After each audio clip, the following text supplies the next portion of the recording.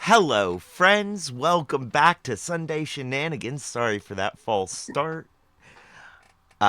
We are here with the Asak Prod Cat. How are you? How is it going? If you can hear me, it's going well or better. Yes, we can hear you. I was about to say what, but no, I can hear you. You All should have right. said what? Yeah, Uh, you should have. You should have said what? yeah, I should have taken my glasses off and said, "What? I can't hear you. I'm not wearing my glasses."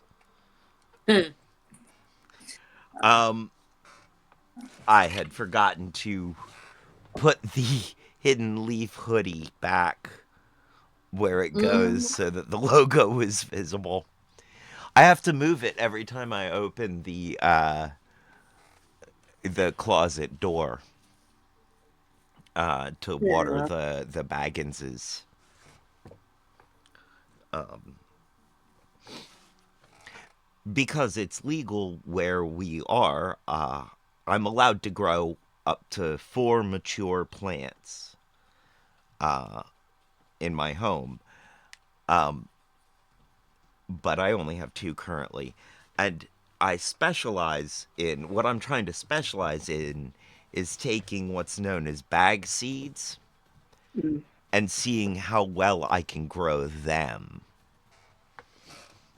Uh, and seeing how well I can grow. yeah. I just heard me too. Yes, you did. Yeah. That Uh, means that I got switch working on the other device. all right. Everything seems to be functioning. Um, Moderately. Moderately. So so, you have named these plants.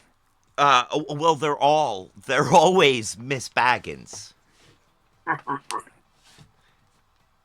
They're the Well, Bagginses because they're I bag seeds. remember Huh? back in the 90s, a friend of a friend in college had a bunch of plants that she was she had growing on her windowsill in her dorm room. And they were like standard potted plants. But they were named Mary, Joe, and Anna. Hi. I like it. I like it. That's good. That's good. Campus police got called on her multiple times because of the Mary Joanna plants. I really hope they were like tomato plants or Japanese maples, I think they were just standard potted flowers of some variety. but not flower pot, but not pot flowers. Correct. Today's pre-rolls brought to you by The Hidden Leaf, downtown Charlottesville. Sweet. We got me all mixed up today. Yes. Uh, on the downtown mall, 200 West Main Street. Wait. 105 West Main Street, Suite 200. You know, the problem is I haven't smoked yet, Mm-hmm.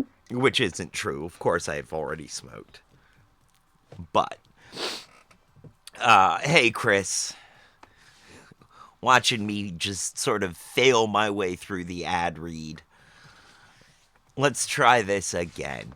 Today's pre rolls brought to you by The Hidden Leaf, downtown Charlottesville, 105 West Main Street, on the downtown mall, above the brick, Suite 200, between 10,000 Villages and Hamilton's. A great place to go with some great buds to get some great buds, eh, bud? And the only thing better than their bud is their customer service. Also, they have the lowest prices in town, according to my own highly biased research. And by highly biased research, what I mean is I was very high when I did my biased research. Uh, Don't forget to check the website for times and events. The website is thehiddenleafseaville.com. That's thehiddenleafseaville, all one word, .com. And a note of disclosure, we're an opinionated bunch of people, and this is an opinionated channel. They are, geranium on the cranium. Dang it. They are a business. They don't have opinions like that. All of the opinions you hear expressed herein are ours, and also 100% correct. Just remember, if you disagree with us, you're wrong. However, our opinions do not necessarily represent the opinions of any of our sponsors or advertisers, including The Hidden Leaf, Firehouse Organics, Craft Cannabis Farms, and The Kush Gang. All right, there. I made it through ad read.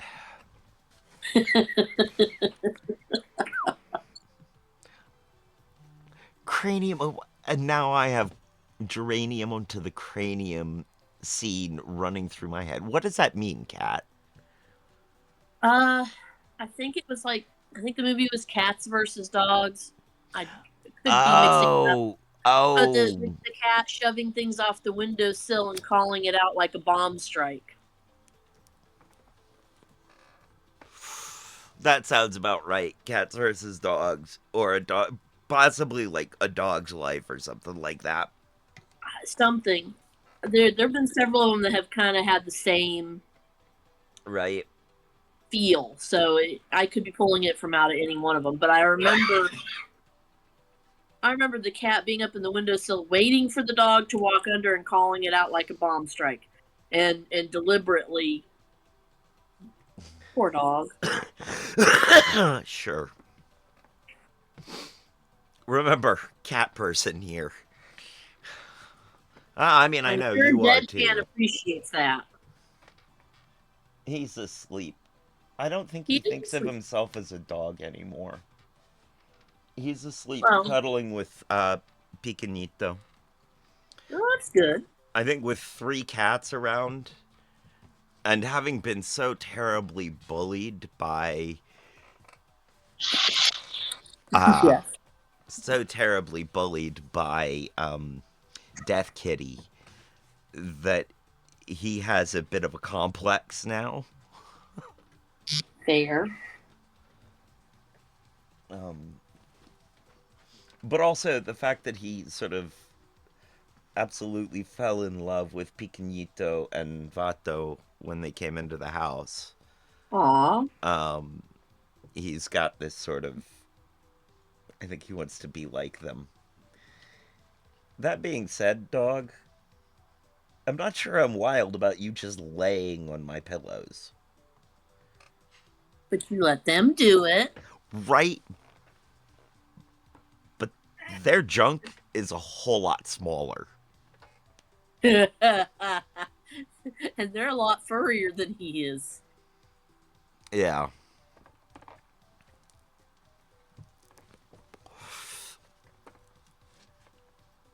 Pretty much most any cat other than a Sphinx is a lot furrier than Deadpan. Yeah. Pretty much. I'm not, Chris, I'm not even giving that enough credence to repeat it.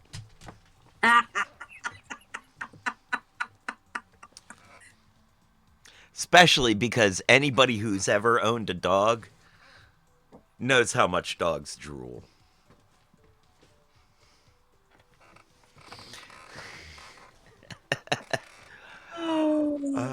Well, folks, good morning. Happy Sunday morning, friends. Welcome to Shenanigans. Shenanigans. Shenanigan again. Yes.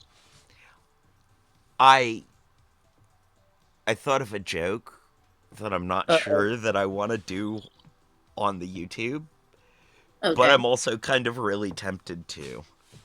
Oh dear. All right, so I'm goth, right? Right. I'm queer, right? Right. Does that make me a fruit bat? Potentially.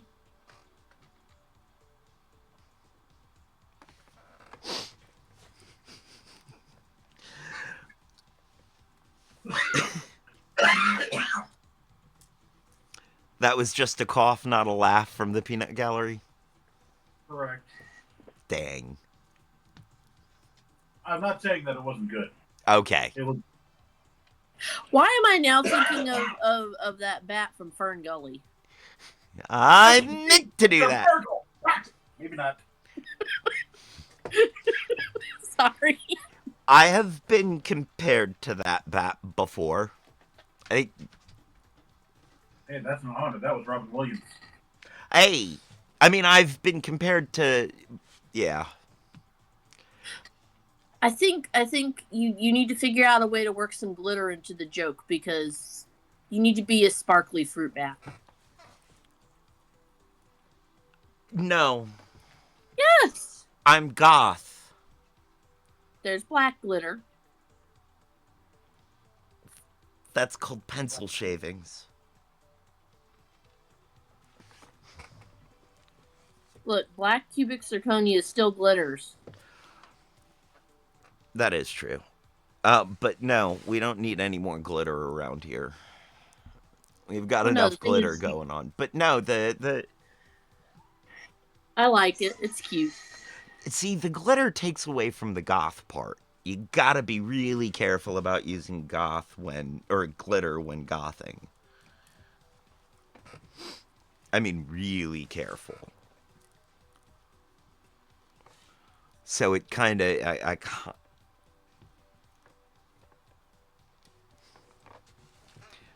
anyway, dissecting this joke until it's not funny anymore. We are here to play along with Wait, Wait, Don't Tell Me on NPR. And this week, special treat, they've got Jim Gaffigan.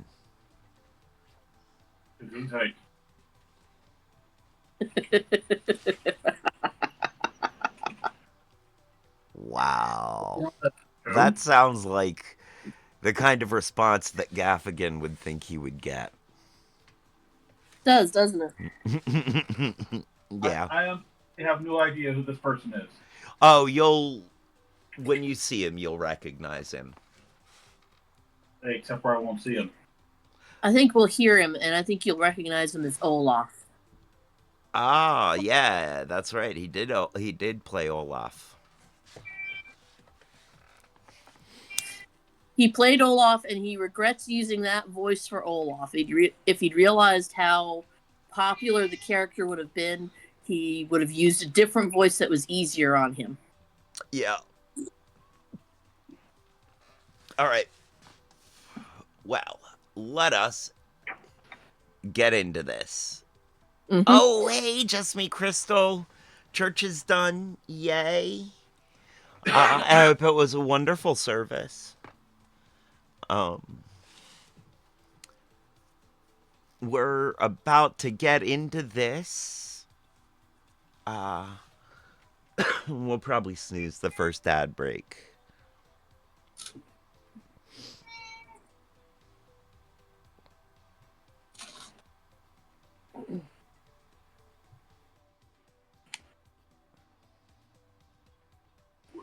First, let's check to see if you can hear it. Support for the following message come from LinkedIn Ads. All right. With LinkedIn Ads, you love all you podcast listeners, and we've always wanted to get you city on December 12th with Paula Poundstone, Mo Rocca, Joyelle Nicole John 4. That's NPR. Our news quiz. I'm Frosty the Anchorman, Bill Curtis. And here is your host at the Studebaker Theater at the Fine Arts Building in Chicago, Illinois, Peter Sagal. Thank you, Bill. Thanks, everybody. It's good to see you again. We have got a great show for you today. Later on, we're going to be talking to Jim Gaffigan one of the most successful and prolific comedians in the world, and he has done it 2 decades now without ever swearing. It's true. Our mission, provoke him enough, so that ends today.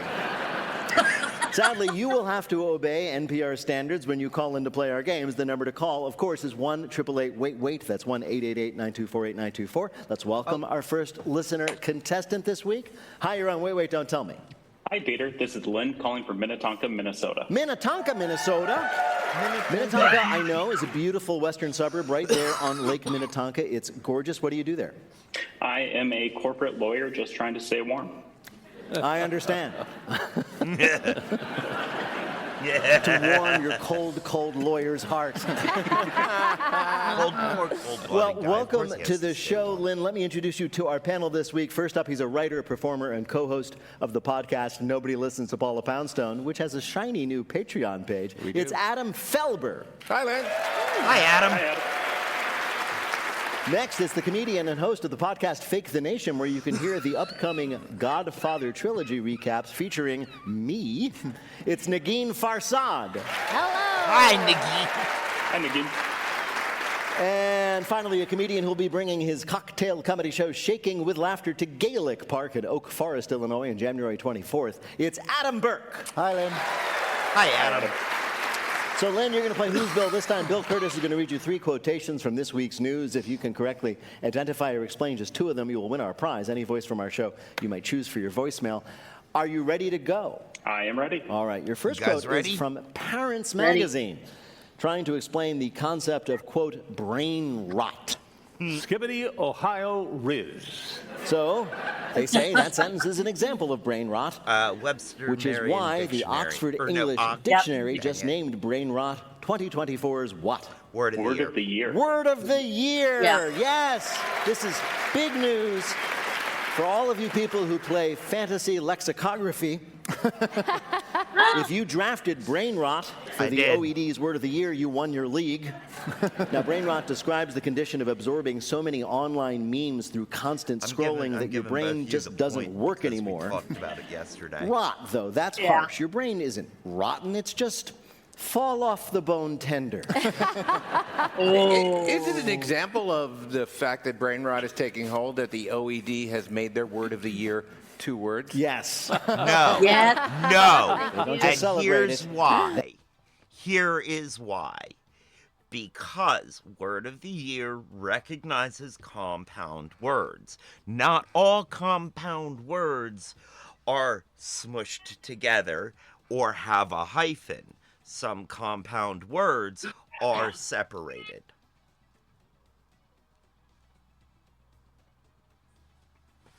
Just saying.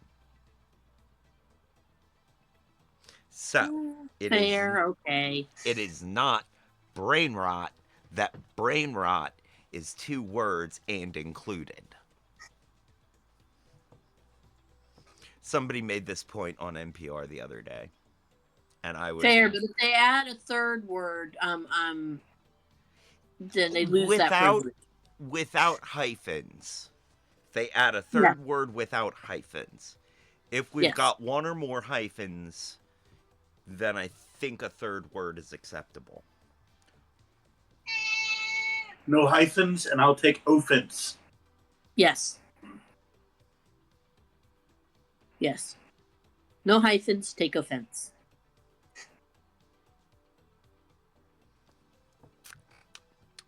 Right. That one felt like. Hey, Dassin. Mwah. Yeah.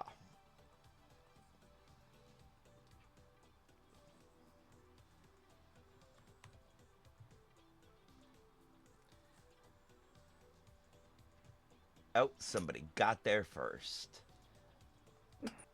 All right. Back to it. Yes. They have it. Well, when I first heard the term brain rot, I thought it was referring to the worms in RFK's brain. Right. And then, I mean, that would have No, tracked. no, and then Nadine, I realized that, like, by thinking that I myself have exhibited brain rot. That's true. And besides, if RFK's brain was rotten, the worm wouldn't have eaten it. Right. It has standards. Was that a pro anti-RFK or pro? Well, actually, that may be what killed it. Now, this is fascinating. the food According to the poisoning. OED, which does, word origins, brain rot was used by Henry Thoreau in 1854. Hashtag Walden Pond, hashtag a different drummer, hashtag life of quiet desperation. He was such No a wonder I lifestyle don't remember influencer. that. I really was. slept through that book. And why are you punctuating your text with all these little pictures, Henry? Obsessed with that, Thoreau. By the way, in case you're wondering, previous Oxford English Dictionary words of the year include goblin mode, which won in 2022. In 2017, it was a youthquake, a word that my brain rot prevents me even from remembering. And of course, back in 2 AD, it was thou. Wait, you're forgetting that last year it was Riz, which means this word is already over. Yeah. We shouldn't even be saying it right now. Riz much. didn't have enough Riz. To like, to still be the yeah, word. exactly. All right, Lynn, your next quote is from President Joe Biden back in June, talking about his son, Hunter. I will not pardon him. Pardoning Hunter. So what did Joe Biden do this week? Pardon Hunter. He pardoned him. He did. He gave his son Hunter Biden a complete pardon. People say he was acting as a father, not I'm as a assuming president. you both I said don't know. that. If I I was didn't convicted hear of it. federal crimes, my father would just say, a little prison. You guys were cracking up, but I'm assuming you both said that. Yep. Yeah. Oh, there you go. You're back now. All right. Would just say, a little prison builds character. Why some might see this as a little unfair, right, to other people who've been convicted and don't have fathers who happen to be presidents. It's not like Hunter is avoiding punishment. He is currently grounded at the White House with no screen time and no crack time. I only think it's fair to say this because Joe Biden likes to bring up his Catholic faith a lot in his secular job. But I was raised Catholic, and we're supposed to follow Christ's example. Yes. And Jesus asked his dad to get him off of his little legal contretemps. Even Jesus' dad was like, trust the process, son. Yeah, sorry.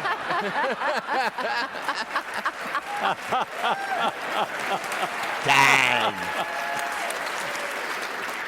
There's something fun about this Biden's attitude. Well, screw it all, of his last month or so in office. We'd call it his senior slide, but in his case, that sounds like a diagnosis. So he's having fun, Biden. It's really sweet how he brought back Commander the dog and said, just eat whoever you want. Go.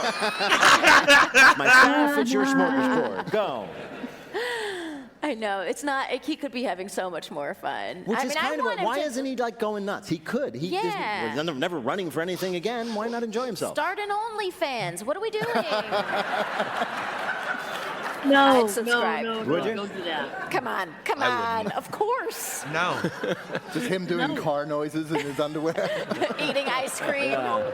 All right, Lynn, your last quote don't want is someone Biden talking about a pics. theme restaurant that was big in the 90s that's suddenly all the rage again. The fear that a mechanical elephant might glitch out while you're halfway through your entree. It's the thrill, the drama.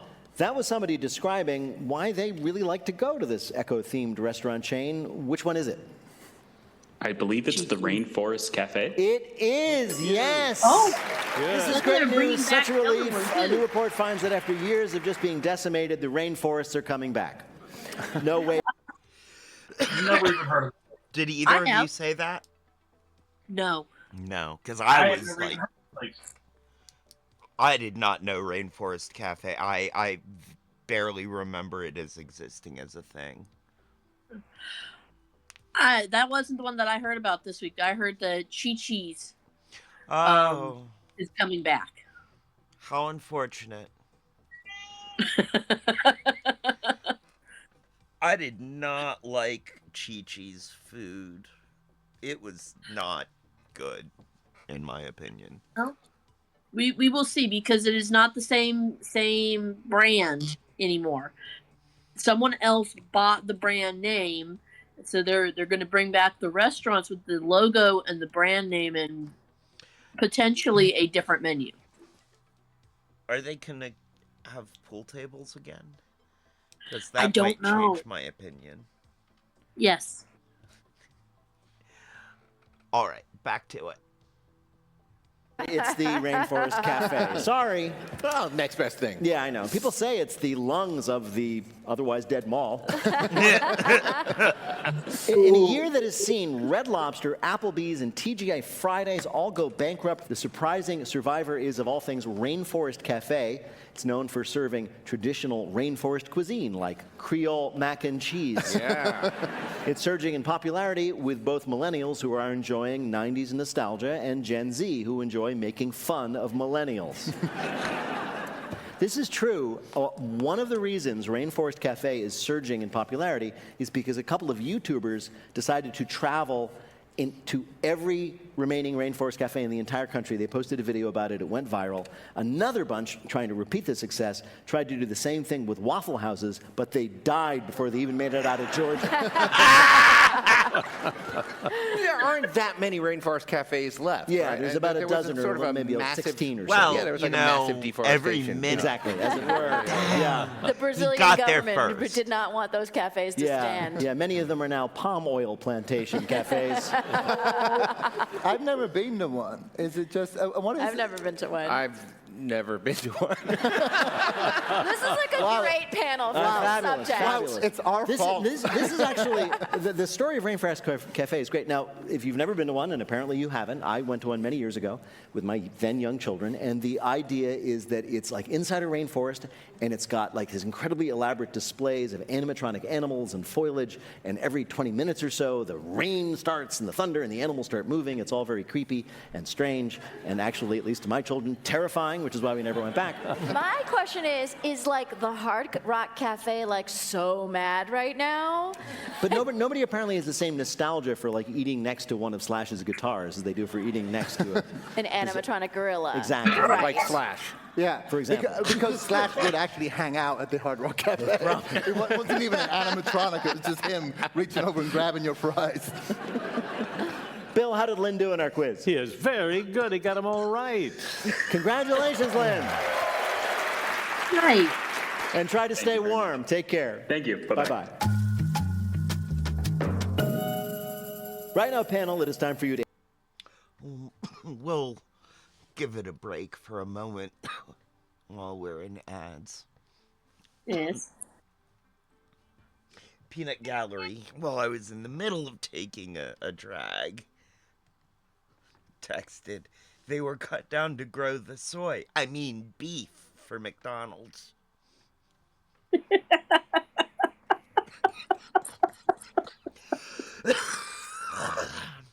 See, this is the thing. When you're around funny people and you're smoking, you need to be careful about when you take a drag, because if they make you laugh while you're trying to hold your hit, you're gonna choke on it.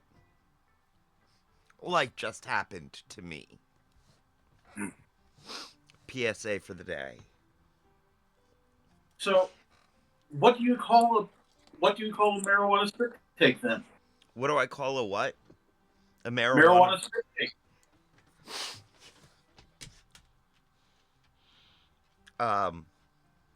Gross. Because that's what that is. I mean, I guess so. Yeah, it is kind of a marijuana spit take, but it's not. It's not really a spit take. It's a cough take. And what I would call it is mean. Not intentional.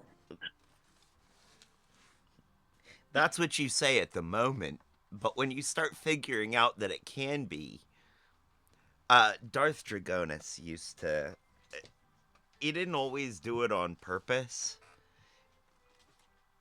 but he did sometimes. He would wait for Kelly to take a hit, and then as she's taking a hit, he'd say something hilarious. almost In my every case, it's not time. intentional. It's just a side benefit. Huh? What was In that? my case, it's not intentional. It's just a side bonus. Yeah, right.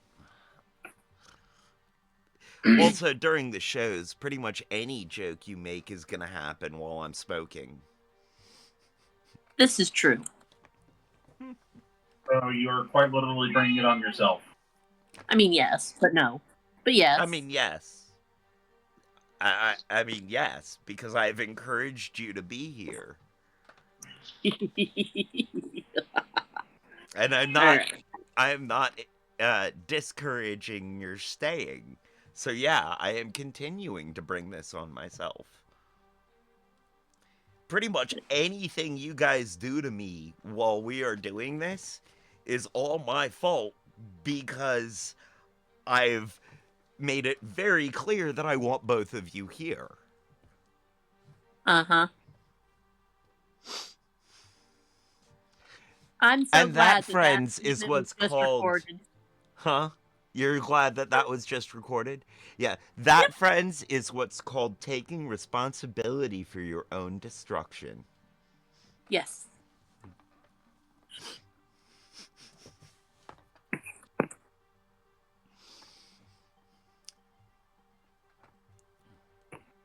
For you to answer some questions about this week's news. Nagin, a convenience store in Japan, is getting mixed reviews for the new beverage that they're offering their customers. It's drinkable what?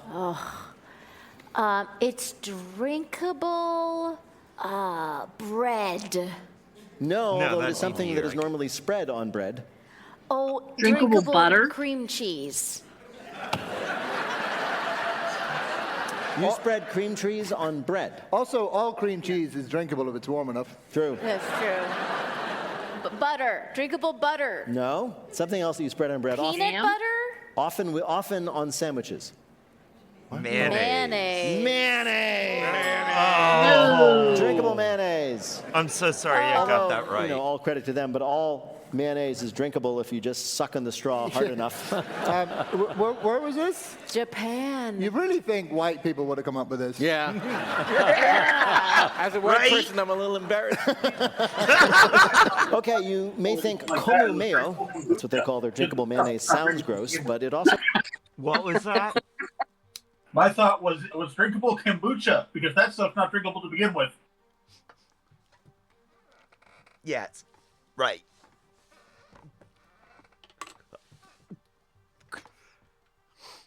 Preach him again, Endo. I am not a fan of kombucha. So, yeah. Booch him again, Endo. Oh no. Yeah, drinkable the mayo. other guy's right. Oh God, why? How long is it gonna take to get here from there? Because, you know, that's an episode of What Fresh Hack. So No, it's not. You're lactose intolerant. You've got dairy issues. We don't need to inflict that on you. okay. Okay, So- wait, hold on, back up. Let's clear up a quick misconception. Mayo is not dairy. But we don't know how they made it drinkable. No, we don't. But also, What Fresh Heck precludes the dairy allergic. Like even if it is dairy, it's a do it. All right, fair. But Okay. But I still wanna clear this up. Mayonnaise is only eggs and oil and sometimes vinegar. And salt. A little bit of lemon juice. Well, if you don't use the vinegar.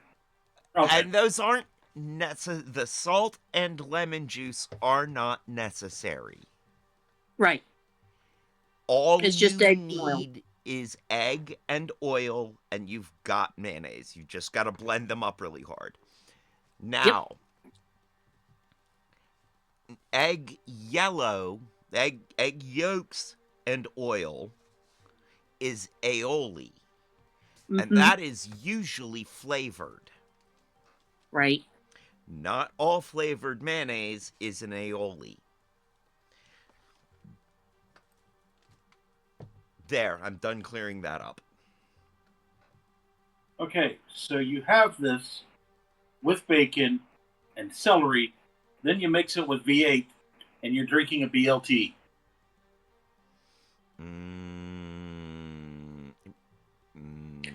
V8 usually has celery in. At least Okay, that's true. celery salt, if nothing else.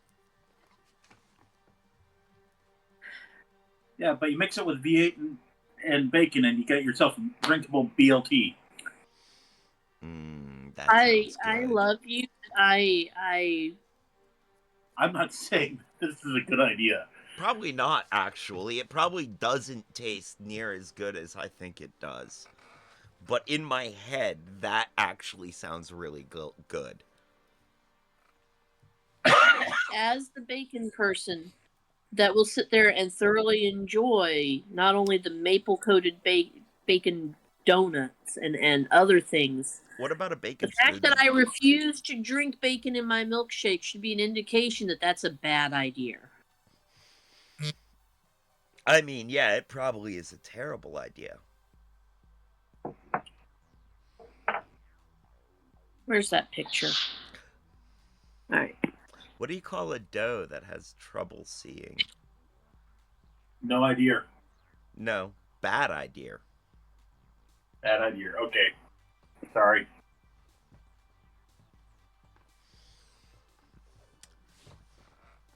All right, back to the game.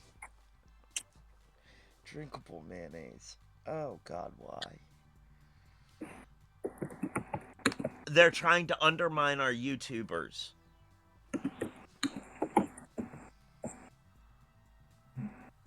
Gross, but it also tastes gross. What were you going to say?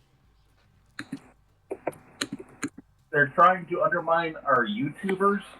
Yeah, that's exactly what they're doing by making really, really gross stuff that the YouTubers then drink.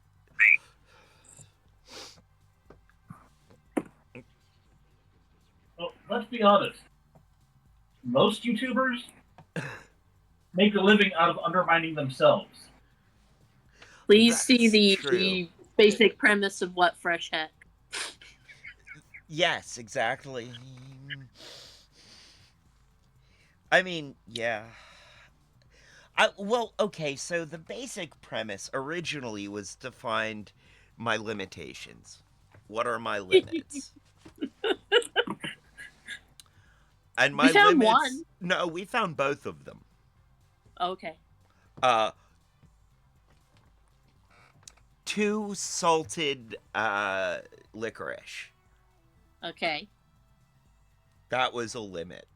That was a Yep. dead set limit. Like, nah, never again, and no more than that. And then, of course, my heat limit is one whole ghost pepper dried.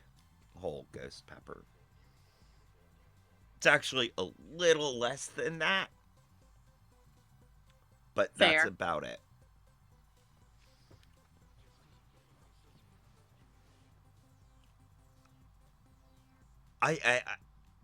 I think my texture limit was the lutefisk. Mm-hmm. I don't think I can do anything that again. Yeah. I think also my gross out limit was the blue cheese soda. Oh, definitely. So I mean, I have definitely found my limits. Yes. So now the question is finding things that come up close but aren't quite as bad as that. And also, we're done with the spicy. I know we're done with the spicy. I hear you grinning. I know you do.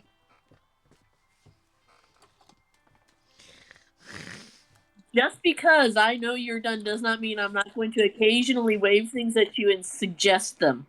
Am I going to buy them and make you try them? No. But I'm going to wave it and suggest it gleefully as I run away down the aisle.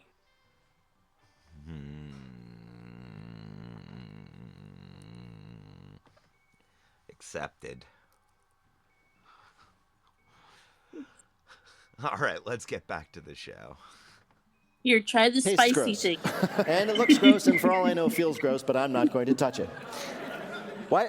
Who decided we needed this? Don't have time to eat that BLT before you go? Here, just take along this can of the worst thing about it. I really want to see the television commercials for this. I want to see a bunch of people on the beach, like playing volleyball. Like, man, I worked up a sweat. Hand me the mayo. It's just like, No! All right, question. Coming up, our panelists. If you're on the beach drinking this stuff, would it also double as a suntan lotion? Not sunblock, but something to make you tan better because of all the oil.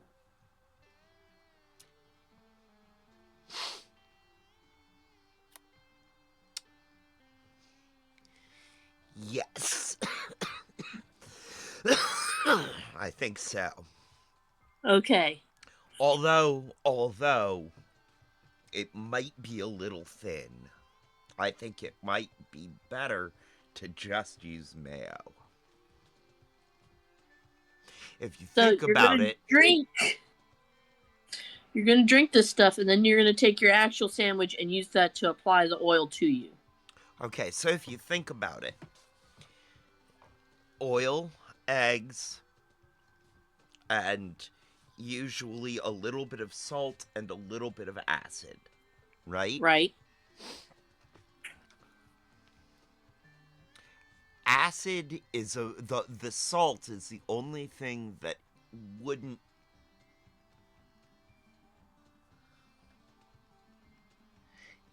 Dang it! Yes? Did you see what he just texted me? Nope, I can't see his screen. Oh, jeez. No, you're gonna say it. I'm gonna make you say this one. Because it stopped me mid-sentence. This one is on you. It's cannibal lube. Ugh!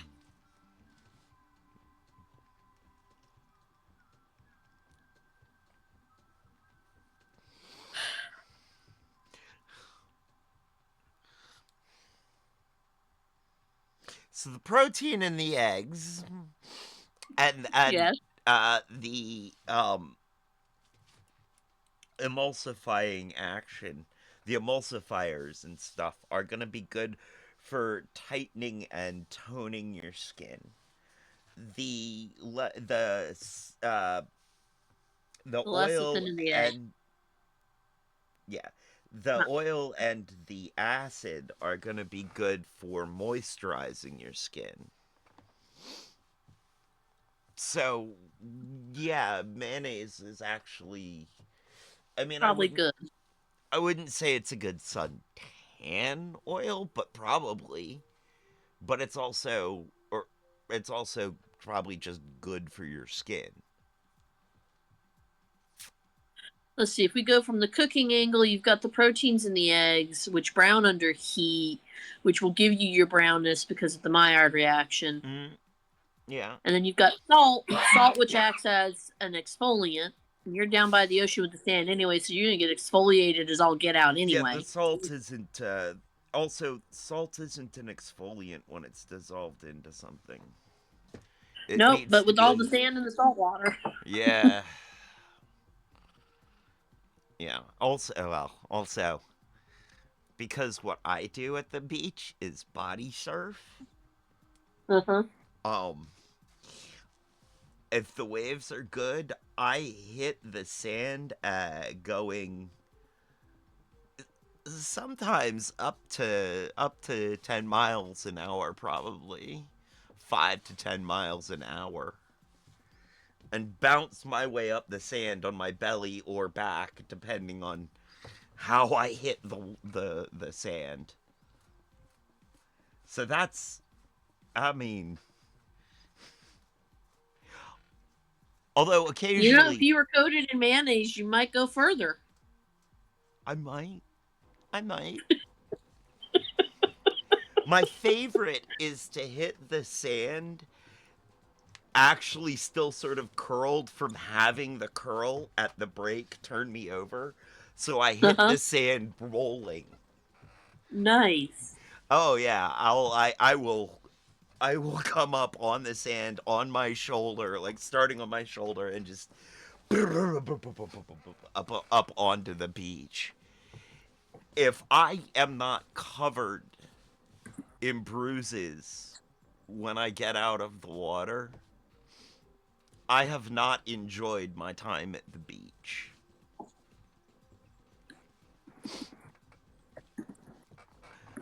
A good day at the beach is like getting punched hundreds of times. Well, like, or more like running into hundreds of fists at about 5-10 miles an hour, maybe more. Mm-hmm.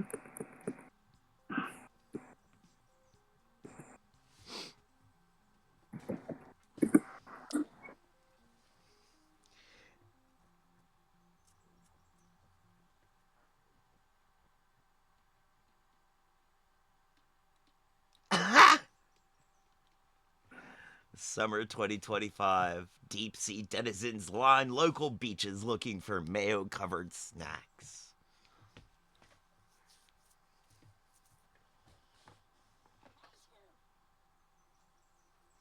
That wasn't mayo.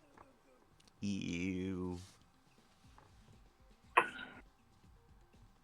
Up our journalists pick up a prescription in our Bluff the Listener game. Call 1-888-WAIT-WAIT to play. We'll be back in a minute with more of Wait, Wait, Don't Tell. Treasury Secretary. The answer. So we like to think Pretty Plus supporters get to hear our mission to empower. Let Grammarly be your podcast. That's Grammarly's all-access membership. Work out at home. Enjoy, quite like the unrave 50% off site. Easy Chicago. This is Wait, Wait, Don't Tell Me, the NPR News Quiz. I'm Bill Curtis. We're playing this week with Negin Farsad, Adam Felber, and Adam Burke. And here again is your host at the Studebaker Theater in Chicago, Illinois, Peter Sagal. Thank you, Bill. Right now, of course, it is time for the Wait, Wait, Don't Tell Me Bluff the Listener game. Call 1-888-WAIT-WAIT to play our games on the air, or check out the pinned post on our Instagram page at WaitWaitNPR. Hi, you're on Wait, Wait, Don't Tell Me. Hi, Peter. This is Amy Dunham calling from Atlanta. Oh, so what do you do there in Atlanta? I work for Habitat for Humanity. You do?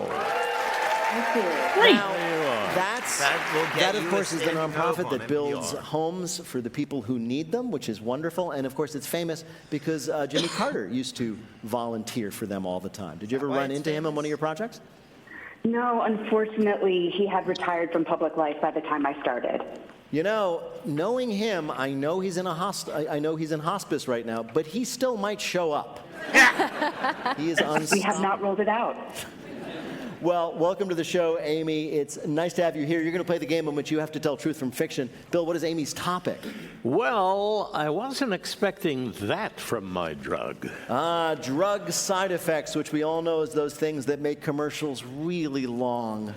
This week, though, we heard about a unique side effect of a pharmaceutical. Our panel is going to tell you about it. Pick the one who's telling the truth, and you'll win the waiter's voice of your choice on your voicemail. Are you ready to go? I'm ready. All right, let's do it. Let's first hear from Adam Burke. Sevu Satiki, starting flanker for New Zealand's All Blacks national rugby team, was one of the side's most devastating defensive players, shutting down opponents and once making 85 tackles in one game. That is until he started taking a homeopathic recipe for a shoulder injury. As teammate Bodie Acosta explains, it made his shoulder better, but he started to play a little differently. His teammates noted Sevu wasn't as aggressive in defense. Then he'd strike up conversations with the other side in the scrum, says Acosta, referring to those big 8-man rugby huddles that look like rattan made of meat. When team medics took a closer look at the remedies Satake had been taking, they learned it had been linked to huge increases in empathy and compassion as a side effect. By the time we figured out the issue, he was stopping us from stepping on ladybugs on the pitch, says Acosta. I mean, empathy is great, but not when France is thwacking you 21-0.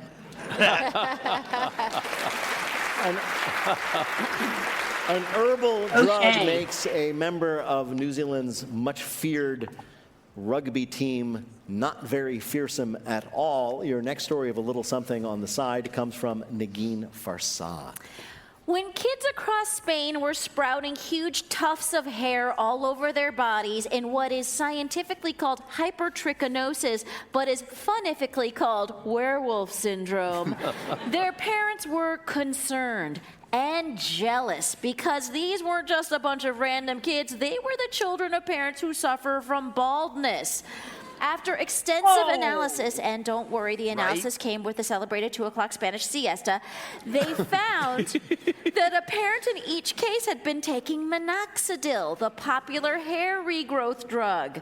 That's right, the bushy crown dreams of a bunch of balding Spanish dudes led to an uptick in werewolf syndrome, an affliction so rare that it's only been documented 100 times since the Middle Ages. A spokesperson for minoxidil probably said, "Hey, we told you the drug works. We didn't say where it works." Or on. Parents and caregivers who are taking minoxidil accidentally make their own babies hairy. Nope. Your last unexpected effect comes from Adam Felber. As wildlife levels drop across this great land of ours, one ecosystem that's been bucking the trend is the population of fish, frogs, and waterfowl in the area surrounding Florida's massive The Villages retirement community. And now, thanks to a new study, we know why. No, it's not reduced pollution from those newfangled Tesla mobility scooters, and it's not from all those oldsters feeding the ducks. No, according to the research, the cause for the burgeoning wildlife population is runoff from all that Viagra and Cialis in the wastewater. The sunfish are fun fish, the horny toads are hornier, and the ducks, well, you get the idea. This unexpectedly virtuous and virile chemical spill is already causing ecologists to stand up and take notice. A proposed senior center near an important headwaters in Washington state now has the full support of the Audubon Society as a means of saving the salmon population. They've even got a slogan to promote senior sex. If you've got game, so will we. All right. So this week, we heard a story about a drug that had an unexpected side effect. Was it from Adam Burke, an herbal medicine taken by a rugby player that made him just too nice and pacifist to play rugby? From Negin Farsad, caregivers using minoxidil or Rogaine to grow their own hair ended up growing it on their babies because they kept touching them. Or from Adam Felber, the ED medicines used by the senior citizens at the villages in Florida, leading to a burst of wildlife. Okay.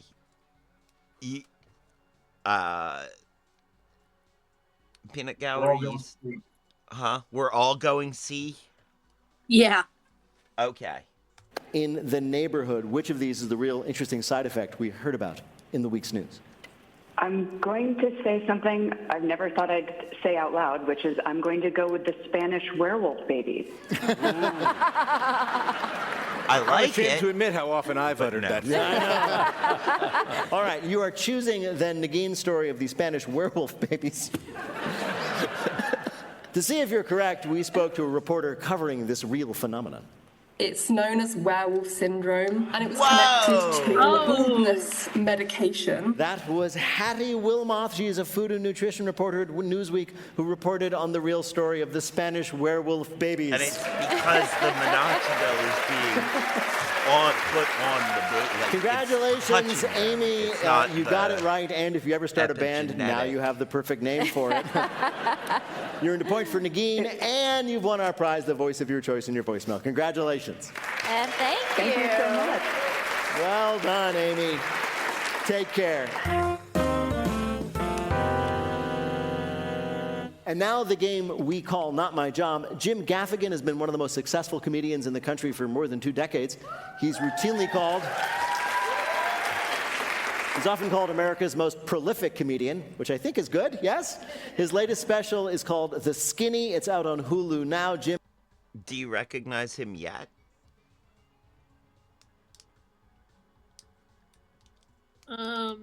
Peanut Gallery?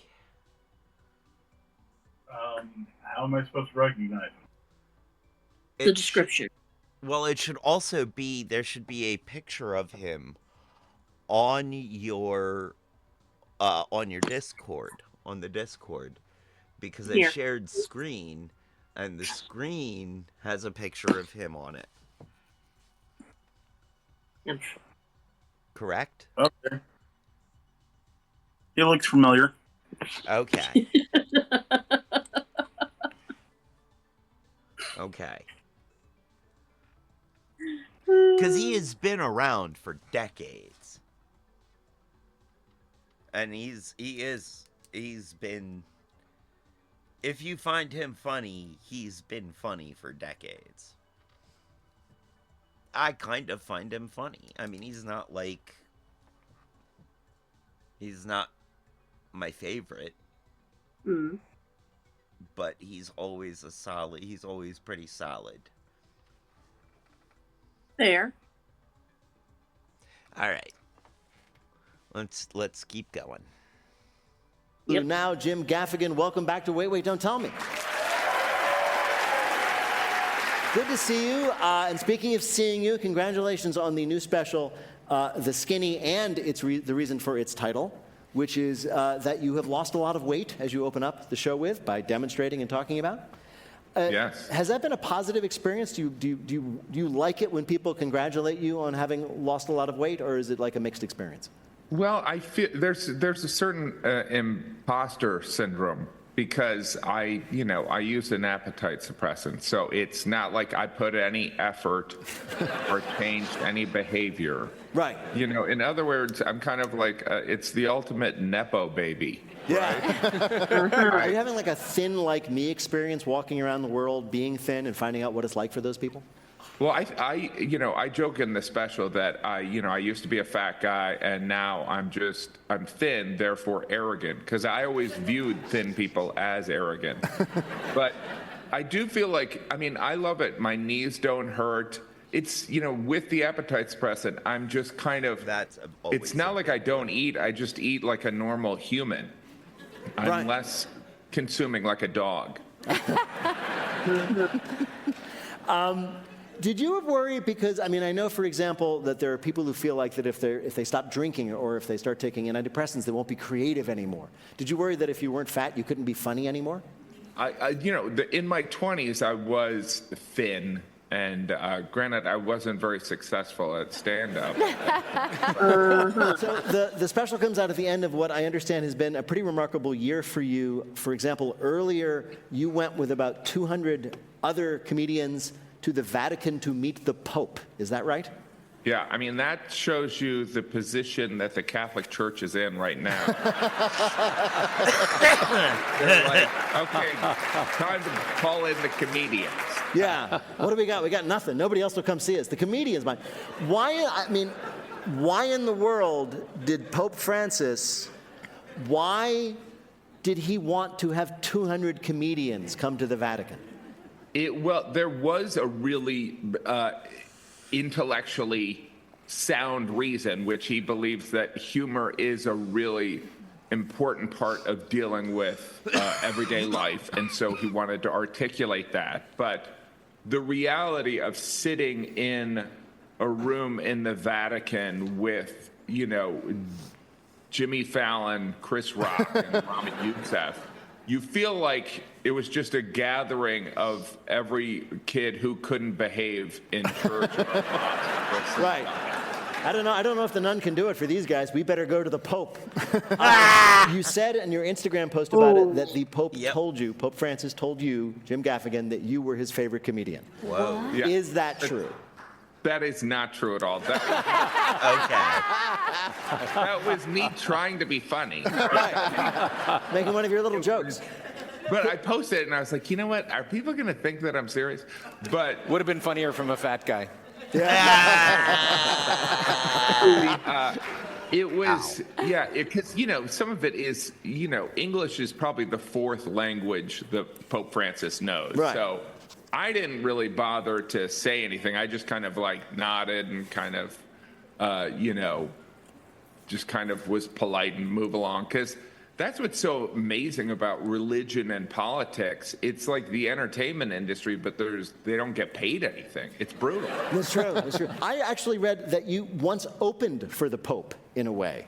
Is that when he came to the United States a few years ago? Is that right?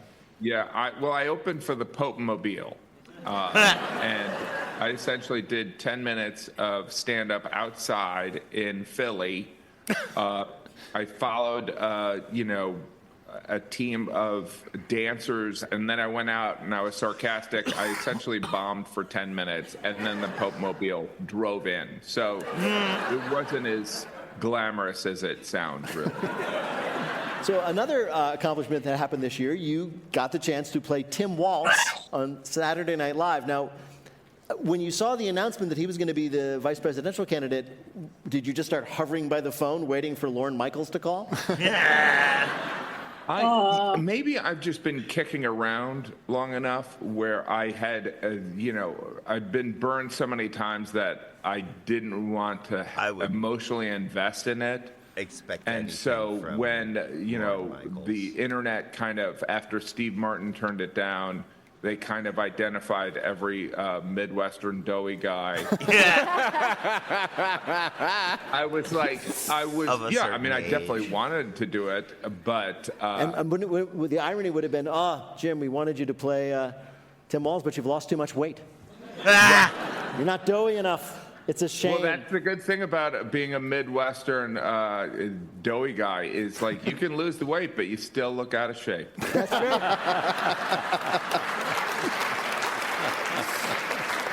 Well, Jim Gaffigan, it's great to talk to you again, and this time we have invited you here to play a game we're calling Your Wait Gift Guide. Now, the holidays are right around the corner, so we're going to ask you 3 questions about gifts you can buy for your loved ones. Answer 2 questions correctly, and you'll win a present for one of our listeners, the voice of anyone from our show they might like. Bill, who is Jim Gaffigan playing for? Liz Wilder of Phoenix, Arizona. All right. First question. All right.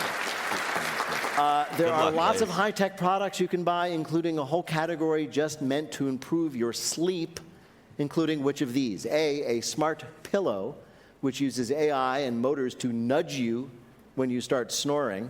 B, a smart mattress that flings you out of bed if you hit snooze one too many times. Or C, a smart fitted sheet with a speaker that tells you step by step how to fold it correctly. A. Well, it can't be the fitted sheet.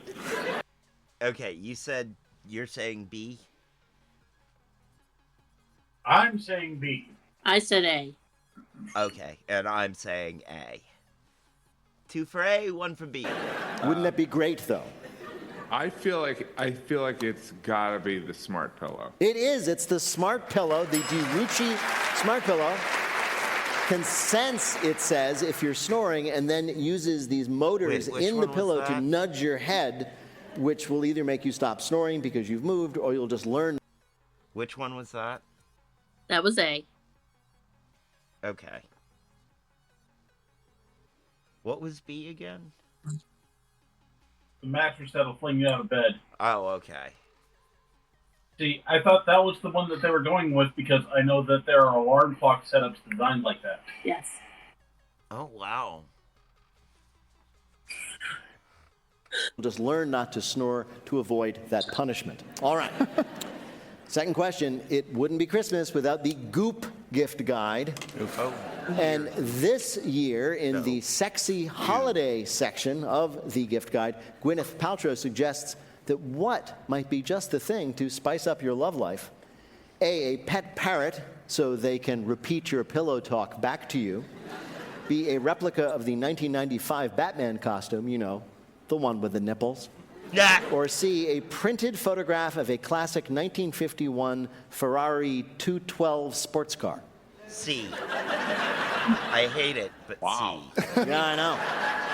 They're all so hot, it's hard to choose. There is something... I think it's the third one. It's the photo. It's the picture of the Ferrari. You're right. Yeah. Wow. Did either of you say anything? I said C. I said nothing. It was hard to wrap your head around any of those ideas. I was going to suggest a mayonnaise milkshake. Oh. No, it's Gwyneth Paltrow and her goop stuff. They don't drink mayonnaise because that's not healthy. Right, no, it would It'd be be seaweed. rubbing the mayonnaise on. Yes, it would. It would be your first insinuation. Yep. Wow. Why did you think it was that one? Because there is something about the, not that I understand goop logic, but I think there's the nostalgia of the beauty of the past that is timeless, right? Yeah. And so that would be my reasoning. But is it erotic? What was the word of the year again? Yeah. All right, here's a third question, see if you can be perfect. Of course, if you want a gift for the person who has everything, you always turn to Neiman Marcus. And this year, in their holiday gift guide, they are offering a $48,000 Moet Chandon vending machine, which lets you have 35 bottles of champagne available to your friends and family at the touch of a button. There's a catch, though, and what is it? A, the $48,000 price does not include the champagne. B, the machine only holds those single-serving mini bottles of champagne. Or C, it'll cost you an extra $1,000 to have it delivered. It doesn't include the champagne. I think it's the 1,000. You think it's all of the above? I think so, because that just fits with that kind of thing. It's like you get little tiny bottles. The bottles don't come with the machine, and they have to charge you $1,000 for delivery. Yeah, that's true. I'm not gonna bet always because I don't think I'll win always. Yeah. But I'm saying A, but probably B and probably C. Okay. What about you, Peanut Gallery? All the above. All right. Are you betting always? If you bet always, you gotta win always. Fair enough. It's like high-low. Uh-huh. However, that does mean that if you bet always, you get 3 points. If you're right. Yeah. Okay. That's a yes. As someone who does not understand gambling mechanics, okay.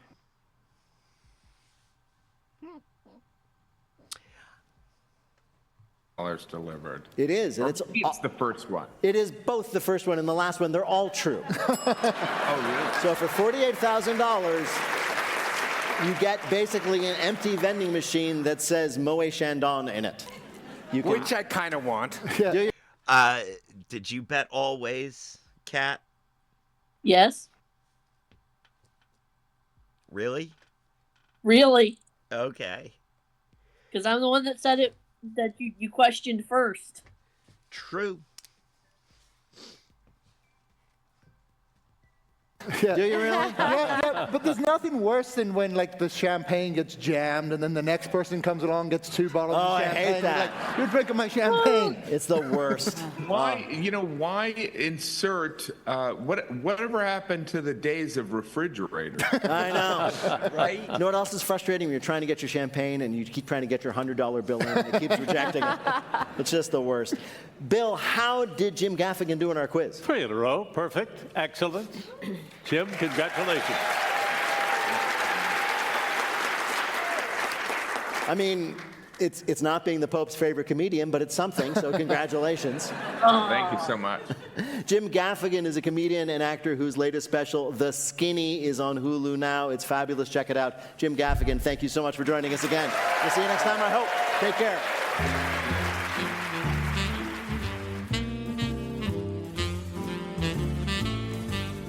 In just a minute, Bill brings you the most disgusting drink you've ever tasted in our listener limerick challenge. Call 1-888-WAIT-WAIT to join us in the air. We'll be back in a minute with more of Wait, Wait, Don't Tell Me from NPR. No. We don't need worse than the mayonnaise drink. Well, we already had the mayonnaise drink, and we're going with the most disgusting drink you've ever tasted. So. No! Yikes. I'm lightly terrified. Yeah, no. Support for the following message come from Felber, Nagin Farsad, and Adam Burke. And here again is your host at the Studebaker Theater in Chicago, Illinois, Peter Sagal. Thank you, Bill. In just a minute, Bill reads his limericks just in the nick of rhyme in our listener limerick challenge game. Yes, that's right. We've reset those jokes back to the beginning. Call on us. If you'd like to play, give us a call at 1-888-WAIT. Wait, that's 1-888-924-8924. Right now, panel, some more questions for you from the week's news. Adam Felber, there's something new to complain about at the airport. According to the Washington Post, getting to what has become a time-consuming nightmare just about everywhere. The bathroom. No. The Rainforest Cafe. Technically, it's usually outside the airport, increasingly far away from Smoking the section. Oh, getting to the lot. Getting to the lot where you pick up a Uber or taxi. Yes, exactly. Yes, that Getting is to your Uber. absolutely a problem. It really at is. LAX right According to the Washington Post, What did you say, Kat? I said parking. He said, what'd you say? I agreed with you with parking before they said anything. Okay. I don't know if enough. parking actually counts for Uber. No. No. No, I think that was that was specific enough, like where you get your taxi and Uber pickup. In Post, calling a rideshare at most airports have become an absolute obstacle course. It's like entering the labyrinth, but instead of a Minotaur at the center, it's a Hyundai Elantra with way too much air freshener. If only I could take a lift to get to the Uber lot. There, yeah, I know. They should do what cabs do, where they just line. They're in a line, and then you just have to get into the first Uber you see. Right. And then you go to wherever that person paid for. I feel like that's the solution. It would be great. You'd see new things, meet new people. Yeah. Yeah. Adam Burke, the entire downtown of Springfield, Tennessee, lost power last week after the mayor drove into a telephone pole. Now, the mayor insists it wasn't his fault, and instead he blamed his what?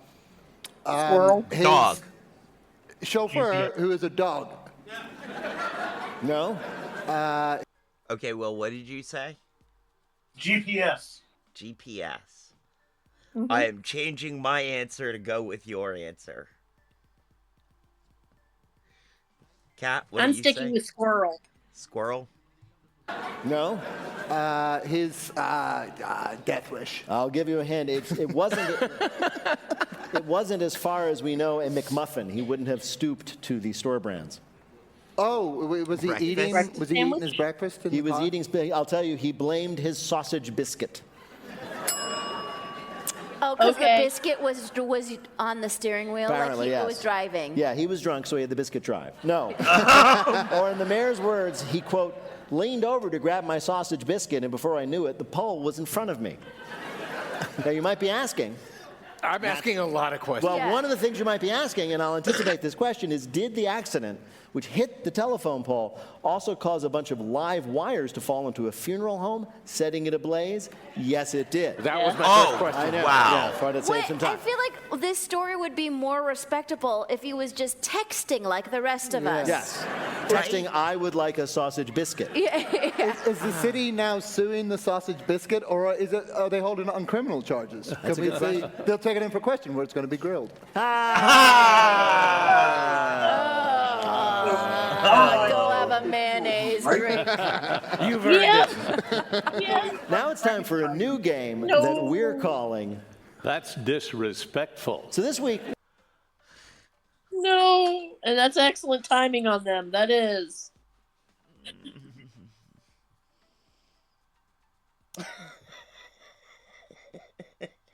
So much wrong with that. So much wrong with that. Yes. Much wrong. That's why we do this every Sunday. Welcome back from the ads. Today's pre-rolls are brought to you by the Hidden Leaf, downtown Charlottesville. Yep. 105 West Main Street, Suite 200, above the bricks, between 10,000 Villages and Hamilton's. A great place to go with some great buds to get some great buds, eh, bud? Also, the only thing better than their bud is their customer service. And they do have the lowest prices in town, according to my own personal but highly biased research. And by that, what I mean is I was personally very high when I did my biased research.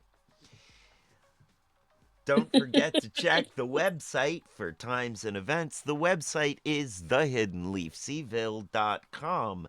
That's thehiddenleafseville, all one word, .com. I don't feel like I don't feel it necessary to do the note of disclosure by the I think one is good per show. Yeah. I mean, if you've made it this far, you get it. If you don't, there ain't no hope. Right.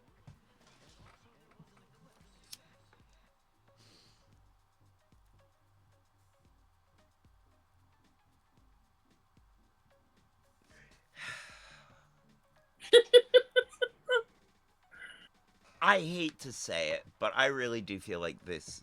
Japan, were they the ones with the mayo soda? That's just... Yes. I They've mean, broken it. Seriously. I would have thought it would be white Midwestern Baptists. Or white Southern Baptists. It honestly, it's something that you expect to hear. And bad as this is, you expect to hear it in one of those cookbooks that came out of Iowa or Kansas. I'm not making fun of you guys or anything, you white Midwestern people, but yeah. I mean, they've got yeah. Any cookbook that has the mayonnaise Jello salad in 5 different forms. That's where you expect to find the mayonnaise drink. Yep. Not Japan. Nope.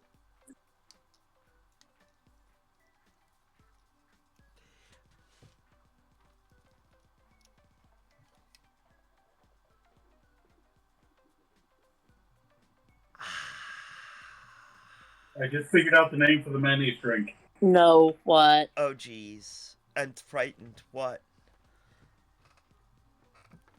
Mayo, my God! Oh, great. Yep.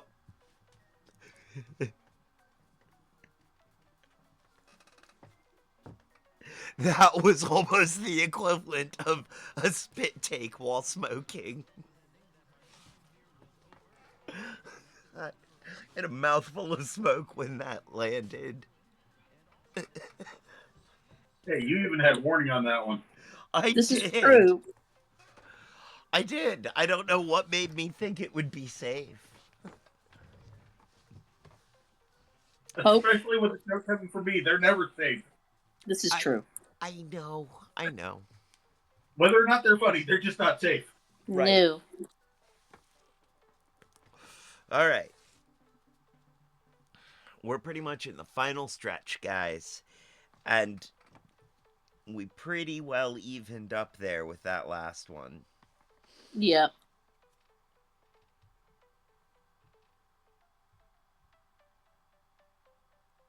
Respectful. So this week, we saw the word disrespectful pop up a lot in the news. So we decided to ask you about some of the instances we saw, rapid fire, true, false style. Get your question right, you get a point. Ready to play? All right, sure. this is All right, first Adam one to Burke, say we'll it. start with you. True or false, this week the city of Glasgow was called disrespectful for putting safety warnings directly on people's Christmas decorations. True. True. No, it's false. They were called disrespectful for placing safety warnings directly on people's gravestones. Yeah. Oh! Nikki, it's a little late. A little. Did you get that? Whoa. I got that one, and yes, I knew about that. I did not get that one. Late. A little late, yeah. This might hurt you, sir. True or false, Nagin? Last week, a man was called out online for being disrespectful after he showed up just 2 minutes late to his cousin's Thanksgiving dinner. True. Yes, False. That is false. He was called disrespectful after insisting on reviewing each dish out loud to the table immediately after tasting it, and his reviews were not positive. Adam Burke, true or false, this week a wedding guest called a bride and groom, quote, disrespectful for not having a vegan wedding cake at their reception. True. Oh, gotta be true. No, it's false. She called them disrespectful for only having a vegan wedding cake to, quote, trick people into eating.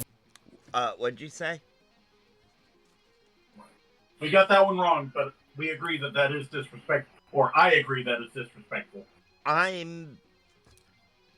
want to agree, but I can't because I know a lot of vegans, and I know a lot of vegan, especially vegan desserts that are actually kind of good. Okay. Yeah, like it's weird. I'm on the side. Like I said, I got it wrong. I'm on the side of if it's your wedding, and you have told people what's in the food so that they don't eat your vegan cake thinking it doesn't have soy and to get sick. Fine, long as people know what's in the food, it's your wedding. If you want a vegan cake, great. Right. It's your wedding. Go for it. Right.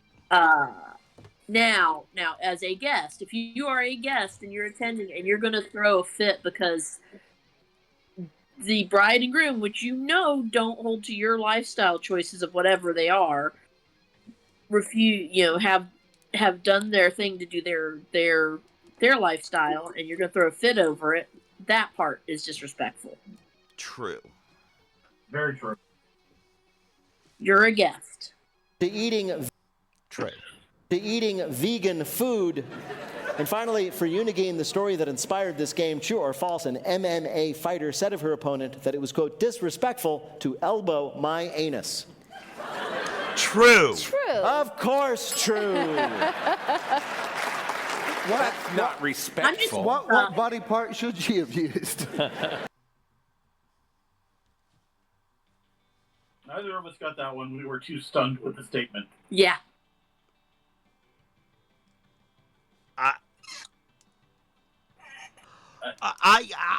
The thing is I could see it happening. I know how it goes in one of the, like, woohoo! Hey, Wait. now. You know how that goes in? Yes, I do. Uh-huh. Your phrasing, not mine. I'm sticking with it. That's a good question. That's it for the first ever edition of That's Disrespectful. We'll have to do it again unless you people start being nice. Yeah.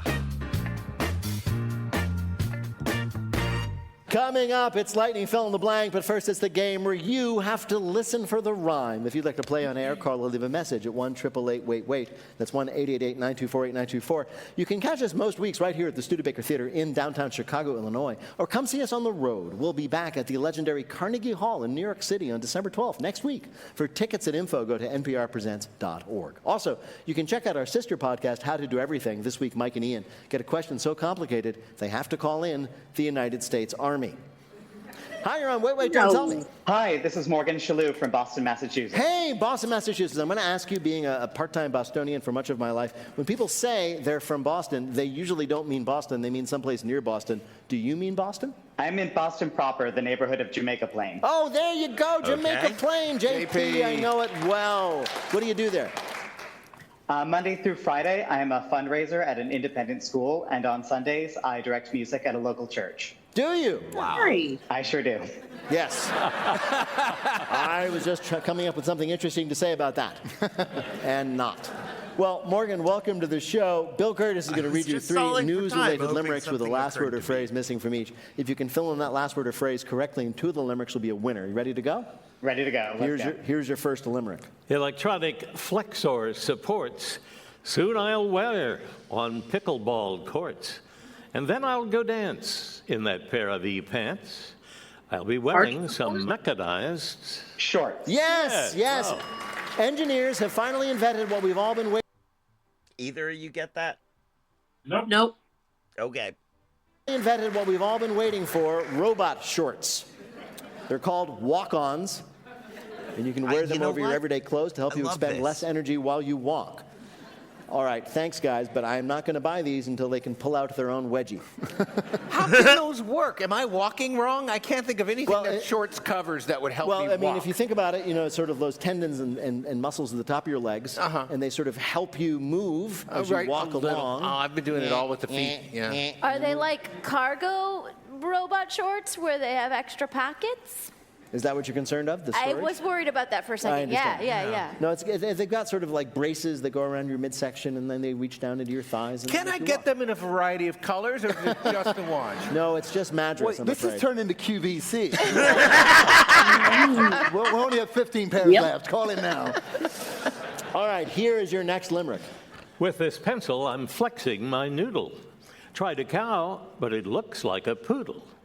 Though critics may quibble that I merely scribble, I'm training my brain when I doodle. Yes, drawing has long been known to be good for your mental health. Now, one expert's saying that if you can't draw, you should do it anyway. Get there. Because bad drawing has the same positive effect. You may think of yourself as a terrible artist, but just spend a few minutes every day drawing whatever comes to your mind, and then you'll have proof that you are. Artist Darren Fisher says pointless scribbles can help you enter a flow state, which can help you become less self-conscious and overcome mental blocks. Those random lines sharpen your drawing skills, sharpen your focus, and give you something to draw mustaches and boobs on for your next doodles. So the idea is if you can't draw, draw. If you're a bad driver, get out there anyway. And who was med school to tell you that you can't do surgery?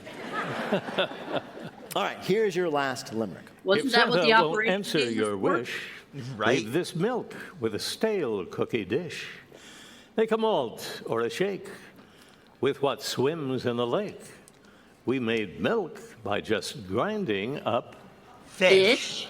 Fish? Fish, yes. A nonprofit foundation in Indonesia is developing a new alternative to cow's milk, fish milk. It contains all 9 essential amino acids and tastes just like normal milk, according to that foundation's production manager, who is lying. How is that still less gross than drinking mayonnaise? That's true. Well, if you combine them, you're almost at a drinkable tuna milk. That's true. Now, it sounds... It's great. No, it has so many uses. First of all, for all of you people who never knew what beverage to pair with fish. And of course, I should say, they're not literally milking fish, right? You can't milk fish. The fish are caught. You can try. Yeah. Wait, you would pair a glass of fish milk with fish? What better?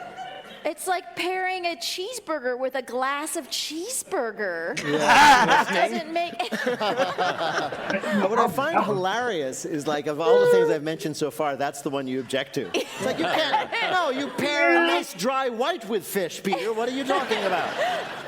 Bill, how did Morgan do? No, you don't. God bless him, Morgan got them all right. Congratulations. Thank you so much for playing, Morgan, and say hello to that great ice cream store down there in JP. I sure. Oh, that hurt. Well, it's non-dairy. Yeah. And while it doesn't include nuts, it is absolutely freaking nuts. Yeah. I bet you can cook with it. Possibly, yes. Can add a But fish can you make flavor ice to cream with- anything you cook that way. Oh, What? why would you say such a horrible thing? Whoa, what did he say? Yes, possibly you can cook with it, but can you make ice cream with it? No. Of course you can. That it just seems like, yeah, of course there's... It's not ice cream. There's no cream. It's ice fish. You're making a fish sorbet. No. Dude, no fish sorbet. Seafood salad sorbet. I love it. No. Yes. No.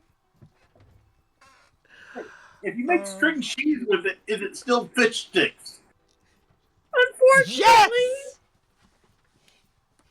Yes. And if you bread and fry them, it's still fish fingers.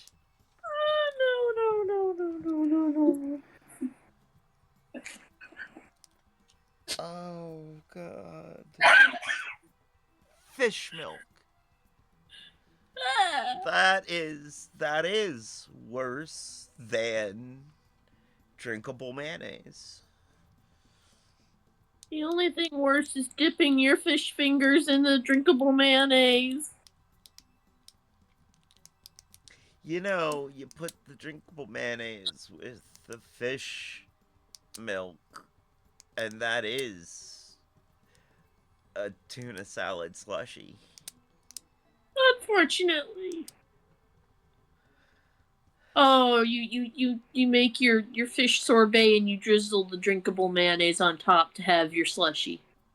Oh.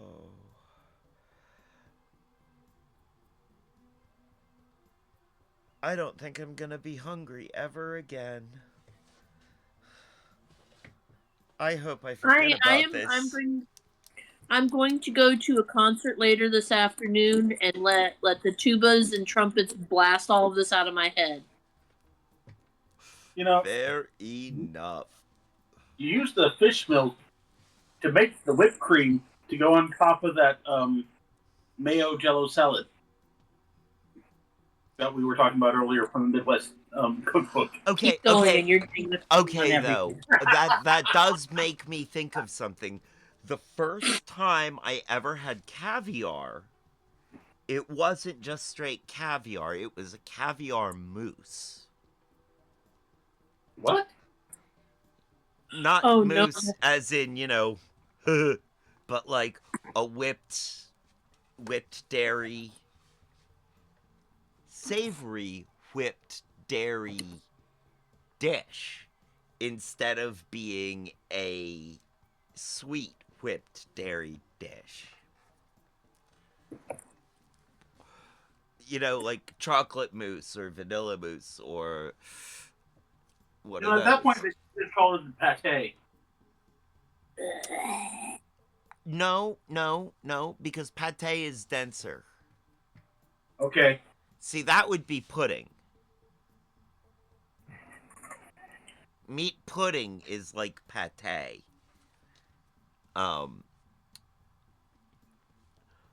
But a mousse is lighter and fluffier, and it had caviar throughout it. So random little poppy crunchy bits. Yes, and it was amazing. It was actually wonderful. And fish, milk, drinkable mayo, caviar, boba.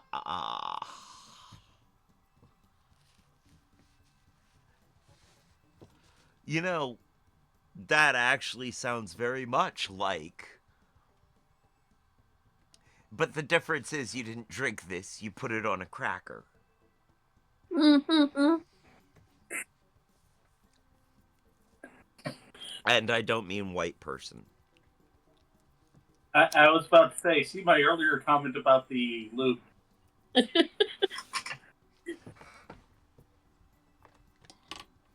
right. Well, thanks so much. Take care. Although, I'll spread caviar mousse all over Lockpick anytime he wants.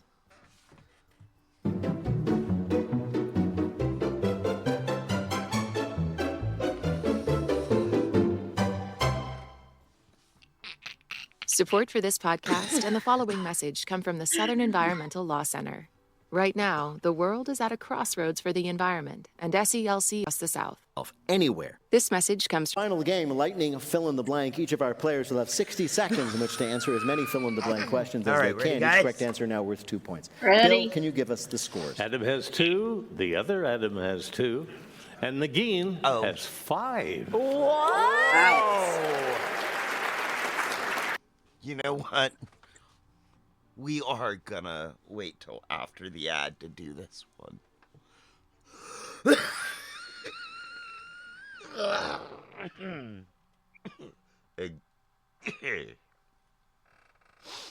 And let us calculate current scores.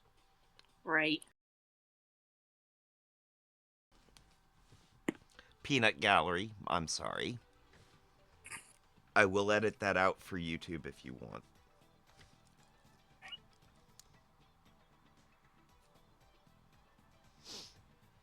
Did you hear him? What? Peanut Gallery, you have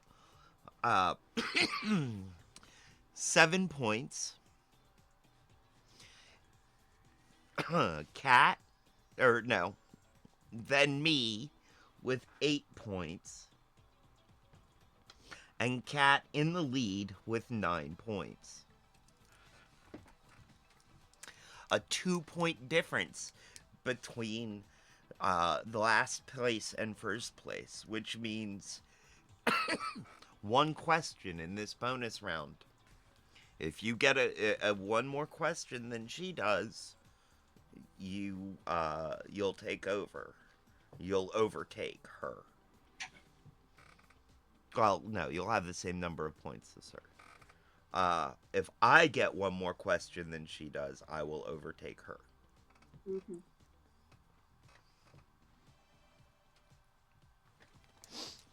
All right. Are we ready? Oh, no, we're in ad break. Never mind.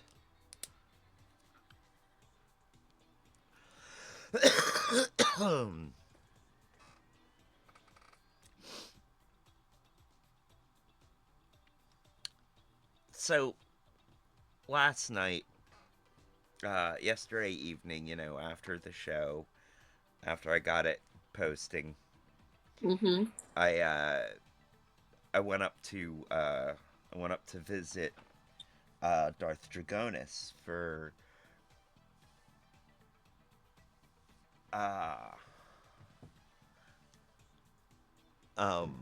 assuming. You went up to visit Darth Dragonis?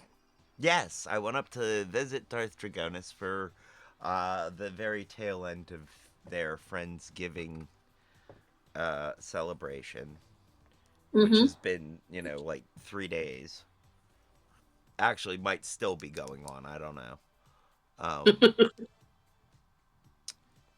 And they were all talking. At one point, everybody was talking Pokemon. And they were all, it was something about Vaporeon. And I almost said, and I kind of wish I had at the time, just piped up and said, what's Vaporeon's favorite time of day? 420? Evening. Good one. Thank you. You'll have to add that to your jokes for the reels. Oh, it's on there. Okay. Yeah. Those were, I think that joke, and I had a couple of other pokey jokies that were for, Evie something. Okay. Because they're really into Pokemon. Cool beans. So, yeah. Okay. All right. Ready? Hopefully. Lightning round. Both Adams are tied. I will choose Adam Felber to go first. Fill in the blank. On Thursday, lawmakers passed a no-confidence vote against the government in blank. France. Right. After being hit with a 7.0 earthquake, residents in California were then warned of a possible blank. Tsunami. Right. On Monday, Donald Trump announced plans to visit Paris. What'd you say? Tsunami.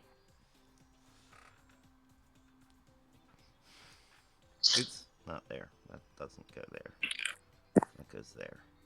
Okay. Reopening of the blank. Notre Dame Cathedral. Right. This week, a church in Switzerland said that congregants could now give their confessions to blank. Nuns? Their computers. No, to an AI Jesus that is affixed to the confessional wall. Oh, yeah. On Tuesday, budget airline blank announced it was adding first-class seats to some planes. Spirit. No, Frontier. According to a new study, eating small amounts of blank daily could reduce your risk Dark of chocolate. diabetes. Dark chocolate. Right. This week, a man was arrested at LAX after he was caught trying to smuggle 70 pounds of meth by blanking. Waddling. No, by Awkwardly. converting it into a liquid and soaking all his clothes in it. What? According No, to I TSA knew agents, that. the man was caught I trying knew to check that. a suitcase that contained 70 Yep. pounds of meth-soaked clothes. It's a rookie mistake. Everybody knows the way to get your meth onto an airplane is in dozens of little 3-ounce containers. Yeah, no, I heard about that this week. I heard about that. And it, when they pointed it out, it made perfect sense. It's like, oh yeah, of course. You know, meth is water soluble. So, you know, you can soak your clothing in it and then your clothing will dry out. I mean, like, you can make and you'll be left with the meth crystals in your clothing. We don't need a how-to for this one, I don't think. Yeah. My question is, It's you have to still be careful about putting those clothes back on. right. You could have a Could you imagine really breaking active into a day. sweat with one of those? Huh? Could you imagine accidentally putting on one of those t-shirts and breaking into a sweat? Nope. You'd be about to have a really active day. Although, you don't. I mean, well, I guess you can intake meth through the skin. It's not. It doesn't. I don't know that it absorbs into the skin nearly as well as stuff Other that, substances. especially stuff that is not water soluble but oil soluble. Yeah. Mayo soluble. No. We're done with that. We're moving on. Fish That was worth doing. Go fish yourself off. Painter. Bill, how did Adam Felber do on our quiz? 4 right, 8 more points, and 10 gives him the lead. All right. Not much of a lead.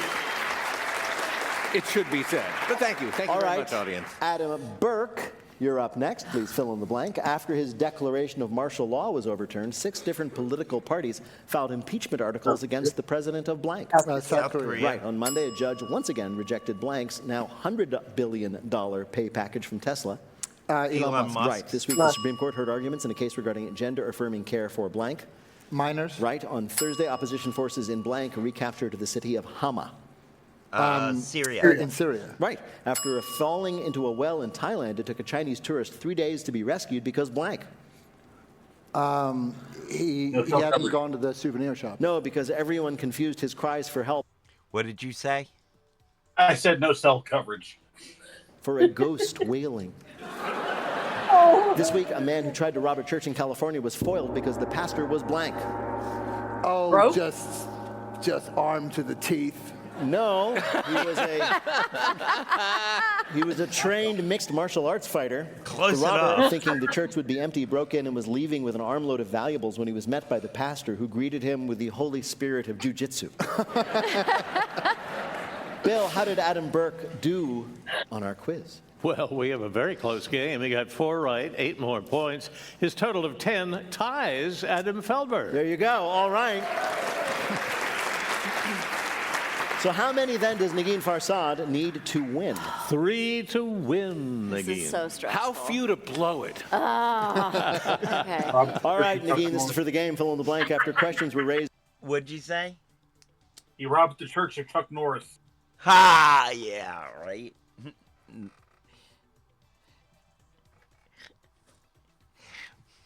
It's the concussional. Oh, Yes, yeah. concussional. It a sacred order of the Flying fists. yeah.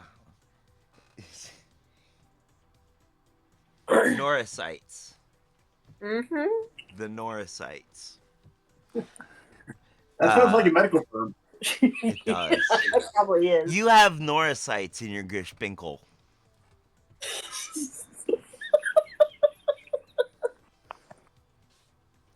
Ew. What does that even mean? I didn't know I had a Gespinkel. Is it supposed to have neurocytes?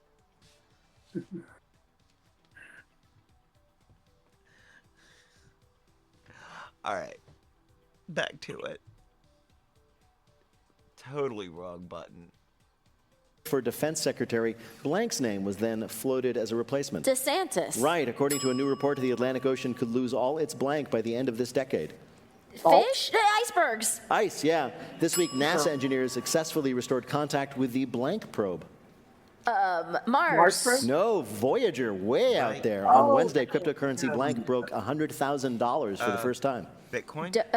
Bitcoin. Right. This week, a man in Wales says he has a solid plan for recovering the... Did either of you say that? No. I got it after the fact. Okay. I almost said Dogecoin. Fair. No, it ain't. No, because all of them need to actually have some regulation in place. Right. Well, it ain't fair. That his wife accidentally threw away. The comic books. Ring, engagement ring. No, the hard drive containing $500 million in Bitcoin. On Monday, Elton John revealed that he had lost his blank. Vision? Yeah, Vision. his eyesight. On Thursday, Pantone announced that Mocha Mousse was their blank of the year. Color. Right. This week, a Minnesota woman was busted for stealing a car after she blanked. Wait, busted for stealing a car after she blanked. Started doing car karaoke. No, after she wrote in her journal, quote, totally stole a car today. The investigators had already suspected the woman when they found the incriminating diary entry and arrested her. It didn't help that her next entry after that was, and if the police come looking for me, I'll hide down in the laundry room. Bill, did Nagin do well enough to win? Well, coming up on the outside, she got 5 right, 10 more points. Her total of 15 wins this week. Yay! Thank you so much. It was a pleasure beating you. Pleasure being beaten by you. Coming up, our panelists predict now that Rainforest Cafe has made a comeback, what will be the next big concept restaurant to take the nation by storm. But first, let me tell you all that Wait, Wait, Don't Tell Me is a production of NPR and WBEZ Chicago in association with Urgent Haircut Productions, Doug Berman, Benevolent Overlord. Philip Godeker writes our limericks. Our public address announcer is Paul Friedman. Our tour manager is Shana Donald. Thanks to the staff and crew at the Studebaker Theater. BJ Liederman composed our theme. Our program is produced by Jennifer Mills, Miles Dorboss, and Lillian King. Special thanks this week to Vinnie Thomas and Monica Hickey. Our Skibbity Toilet, well, that's Peter Gwynn. Emma Choi is our vibe curator. Technical direction is from Lorna White. Our CFO is Colin Miller. Our production manager is Robert Newhouse. Our senior producer is Ian Chillog. And the executive producer of Wait, Wait, Don't Tell Me is Michael Danforth. Now, panel, what will be the next concept restaurant? Nagin Farsad. Middle School Cafe, where you can experience the thrill of puberty, incessant bullying, and crippling insecurity, and immersive acne comes with every meal. Adam Felber. In keeping with the endangered species theme, you could travel back to another era when you visit the Cafe Congressional Democrat. And Adam Burke. A Shell oil-themed restaurant which will move in on and tear down all of the rainforest cafes. Well, if any of that happens, we'll ask you about Cadavers. Wait, Don't Tell Me. Where Thank they you, Bill Curtis. serve Thanks stuff also to that Adam looks Burke, like Adam it's Felber, human, and Nagin and serve them on Farsad. little headstones. Thanks to our fabulous and audience here at the coffin-shaped Studebaker stuff. Theater, each and every one of them, and thanks to all of you, each and every one of you, wherever you might be. I'm Peter Sagal. We'll see you next week at Carnegie Hall.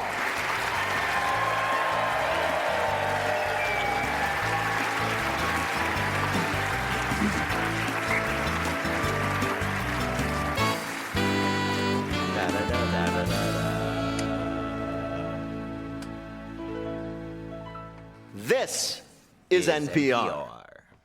This message comes from Instagram. Recently, Instagram...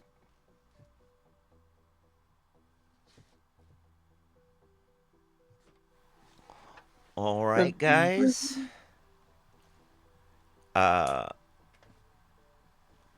Thank you guys for being here. Scores are Peanut Gallery with 9, Cat with 16, and I pulled ahead with 22. Nice. So you heard only one of my answers in the lightning round. Yeah. Oh, how many did you get? Oh, 4? I don't know off the top of my head. Just noting the Okay. noting the That lack of drink. will put you at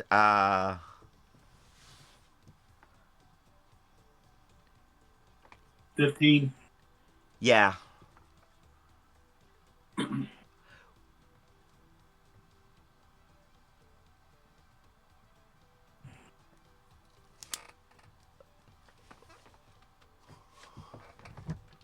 Okay. Okay, so it's 15, 16, and 22. I got a lot of those that I didn't expect to get in the lightning round. Yeah. Yeah, I have a hard time hearing you, Peanut Gallery. We need a separate mic situation for you and for Kat, I think.